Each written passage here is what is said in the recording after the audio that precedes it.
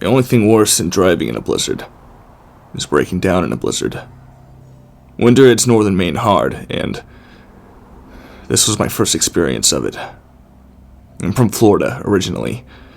A place that only ever gets sun, no snow, and gets it year-round. I started dating a Maine woman during COVID. Got married maybe a little too spontaneously, and recently moved back with her to her home state. We're still looking for our own place to settle down, but until then, we're living with my mother-in-law. Things have been going less than smoothly, and I find myself making excuse after excuse to leave the house. And after tonight's screaming match, I didn't need an excuse. I just left. I'd been driving with my thoughts for over an hour when my car began to shake. It jerked another 10 yards, giving me enough time to pull it to the side before it conked out. For a while, I just sat there, clutching the steering wheel and sighing repeatedly as a trail of black fumes dissipated behind me. I cursed the $1,000 second-hand piece of crap I've been driving since I moved here and thought of what to do next. My breath formed miniature clouds as I stared at the snow piling up outside. I decided that the safest thing to do was to call 911. After fumbling around my pockets and every crevice in my car, I realized I didn't have my phone. I left in such a spontaneous, rageful daze earlier that I'd forgotten it. I sat and visualized it charging by my bed. The engine was dead. No matter how much I prayed, no amount of key turning would revive it. I grabbed my wife's coat from the back seat and threw it on me. Even with an extra layer, I could feel a chill, especially on my hands. I shoved them down my waistband for warmth and watched the snow pile up on the hood. Shivering, I began to seriously think of what I should do next. Looking at the ice-covered back road, I knew that no passerby would find me. There was, however, a gas station around a mile and a half walk back the way I came. I knew it was dangerous, I knew it was stupid, but that was my best bet. It felt like forward motion as well, rather than the sense of submission that came with just staying in my car. So, while looking for my phone, I found a half-empty bottle of water, a crushed chocolate bar, and a packet of apple-flavored chewing gum around my car. Not exactly mountaineering provisions, but I drank and ate what I could before going outside. I grabbed the car door handle, swung it open, stepped out of the frying pan and into the fire. Baltic breeze hit me as soon as I did, and I thought I'd freeze where I stood. I wrapped my arms around myself in a bear hug and buried my hands between my armpits. Staggering through a world of light gray, I drove myself with the thought of warmth. I kept to the side of the road, where the boreal trees met the asphalt. Trudging through the snow, all I could think of was turning back. I knew I'd fare no better in the car, but the air out here was bitter. As a headache set in, I was reminded of a poem we studied in high school. The Cremation of Sam McGee. It told the story of two men with gold fever traveling to the Yukon looking to make a fortune. One of the men is so deathly afraid of the cold that he makes the other vow to cremate him if he dies. Reading this when I was 16, I didn't understand why someone could be so terrified of a bit of bad weather. Now I do. I began to feel it in my brain, feeling naked. I took slow steps forward. My clothes couldn't keep the chill out anymore. Stumbling, I thought of my wife. She was the reason I was out here. If I died, she was to blame.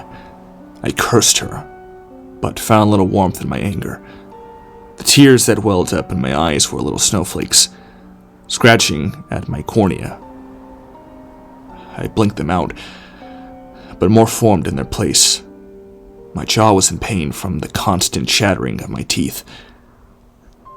I realized I couldn't feel my hands or my feet. When I looked down to see if I still had them, I almost fell over. Not from a lack of balance, but from fatigue. I yawned, the cold air cutting the roof of my mouth. My body told me that I could sleep for a week, and I agreed. A few more steps forward, and an inviting-looking oak tree loomed into view.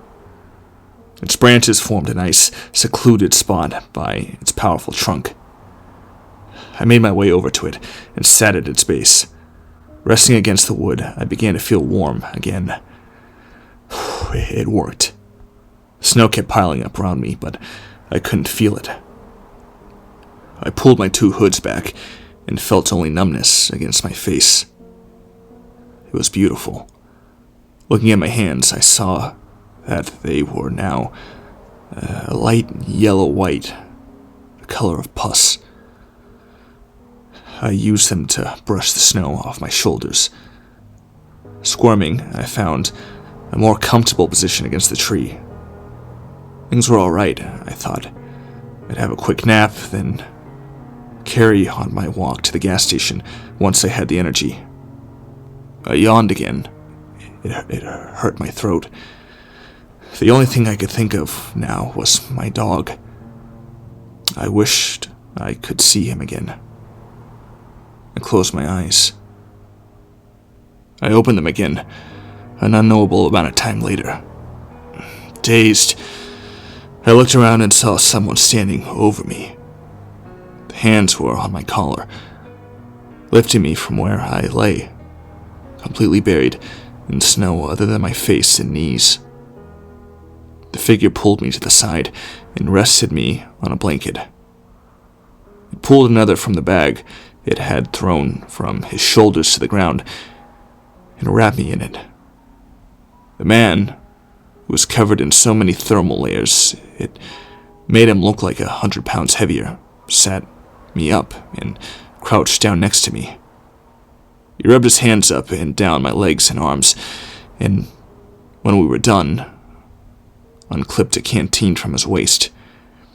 He made me take a sip of the contents, which I choked on as they burned their way down my throat. Brandy. I attempted to ask him who he was and what I was doing here, but I realized I couldn't speak. My tongue hung dead in my mouth. Okay, we need to move. Are you up for a champ? The man asked. He didn't wait for me to respond. His arms interlocked with mine, and he lifted me to my feet. He half led, half dragged me to his car, which was parked, engine running, just a few yards further down the road. He bundled me inside and climbed into the driver's seat once he was sure I was safe. For a while, we sat in silence, being blasted by hot air from the AC. After some time had passed, he spoke. My name is Andrew, by the way. He took my hand, which had its natural color back, in his own, and shook it vigorously. He looked to be in his late 50s, if I had to guess, and had a kind, slender face. His brown mustache was sprinkled with patches of white, as were the tufts of his long hair, which escaped from the corners of his woolen hat. My name's Isaac, I whispered in quiet responses. From there, we started talking.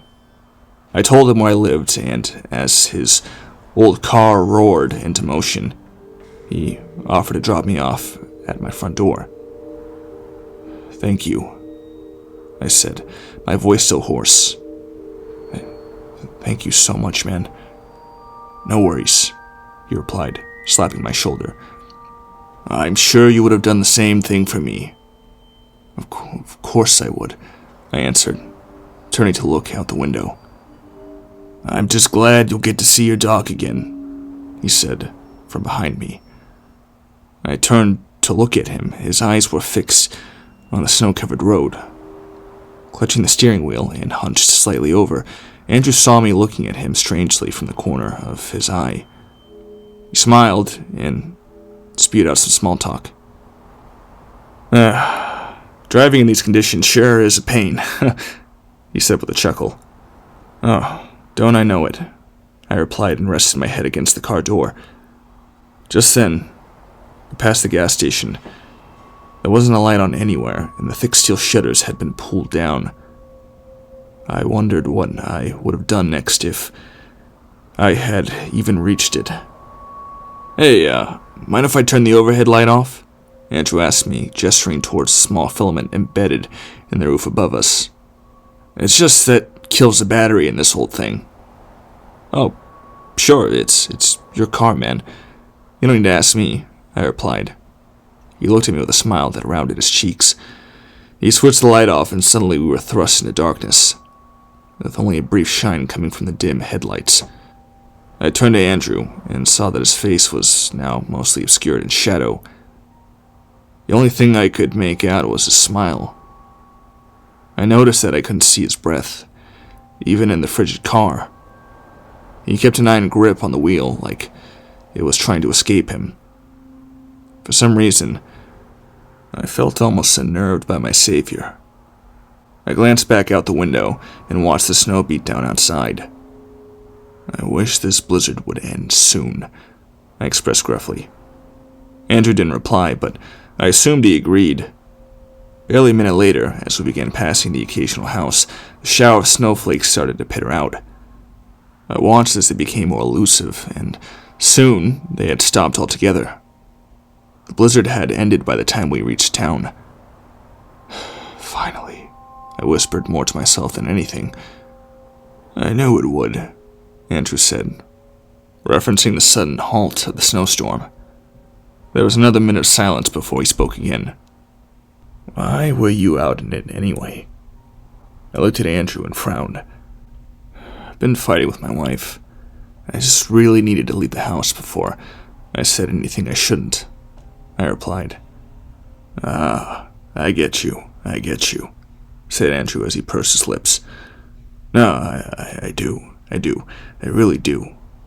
I was almost in trouble with my missus, but the marriage ended recently. I'm sorry to hear that, man, I replied, hoping the situation wasn't a projection of my future. Oh, it's fine. It's all good, he told me as he put a hand on my shoulder and shook it. I'm glad to be free of her. I really, really am. I didn't know how to respond, so I just nodded and said, I see. I noticed Andrew glance at me from the corner of his eyes before they fluttered back to the road. Well, I'm sure your wife is no saint if she drove you to this, he said, with a touch of biting malice in his tone. My first thought was to defend her, but instead some part of me told itself that Andrew had a point. I mean, she waved at me, taunted me as I drove off. She knew it was dangerous to go out, but she didn't stop me. She'd seen the news reports. She knew it was a blizzard to hit that year, but she acted like she didn't care. And maybe she didn't. Maybe she would have been fine if I froze to death in that snowdrift. Hell, maybe she would have celebrated. Yeah, she is a bitch, I said, and immediately wished I hadn't. I turned away from Andrew, feeling embarrassed that I'd said something so vile about the person I loved more than anyone else in the world. What about your mother-in-law? Asked Andrew. What? I croaked out, looking at him and something close to shock. Your mother-in-law, Andrew reiterated. So, maybe your wife was caught up in the moment, and maybe she wasn't thinking straight. You can't say the same about your fucking mother-in-law, can you? That hag stood by and egged your wife on. Made you storm out and almost took your life. And surely, you can blame her. Yeah, I agreed, and then with more anger in my voice, you know what, man? You're right. I think I can put the blame on them this time. Yeah, I almost died, for crying out loud. You did, Andrew spat. And it was entirely their fault. Glad I don't have to deal with this shit anymore. I shook my head and leaned forward against the dash as we finally pulled down my street. I wish I was rid of them both, I admitted. Andrew's sudden piercing laugh made me jump. I sat upright against my seat and watched as his chuckle turned into a wild howl. He began rocking back and forth in his seat as he continued to crackle maniacally. It started to sound almost painful, like it scratched his throat coming out. What the fuck, man? I said, nervously looking out from my house. His laughter didn't break. He slowly took his gaze from the road and looked at me. His eyes were bizarrely wide, and his smile was sickening.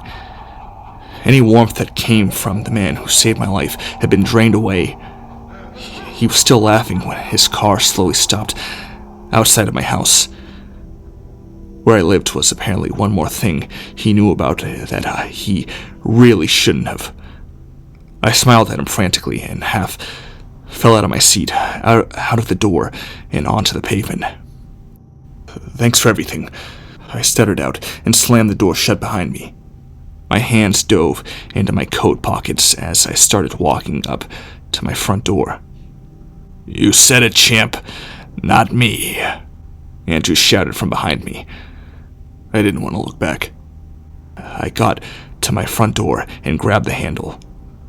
Just before I opened it, I turned around. Andrew's car was gone. With an unsteady hand, I unlocked the door and barged inside. I was hit with the smell of wet brass. My dog, Howie, rushed up to me from the living room. He left a trail of bloody paw prints behind him. I crouched down and wrapped Howie in my arms, glad to see him again. I took a deep breath in and made my way into the living room. My wife was lying on a red carpet of her own blood. My mother-in-law still sat upright on the sofa, her oxygen tank by her side, and a knife protruding from her chest. My mind broke in that moment, and I fell to my knees. I pulled at my hair and cried into the hardwood floor. All the while, my dog nuzzled its snout into my neck. No signs of a break-in. The knife was taken from our own kitchen. Neighbors testified that they could hear loud, volatile arguing coming from my house in the hours leading up to the murder. My car was found in the garage. I was sentenced to death. Please listen to me. Believe me. You have to. It's taken me months and countless back and forth with my pen pal to get this message out. I can't bear the thought of someone making the same mistake I did. I've spent the past year wishing that it could be all undone. That everything could go back to how it was. That I'd have my love and my freedom again. I wished that this was all just a bad dream, but apparently, Andrew can't hear my wishes anymore.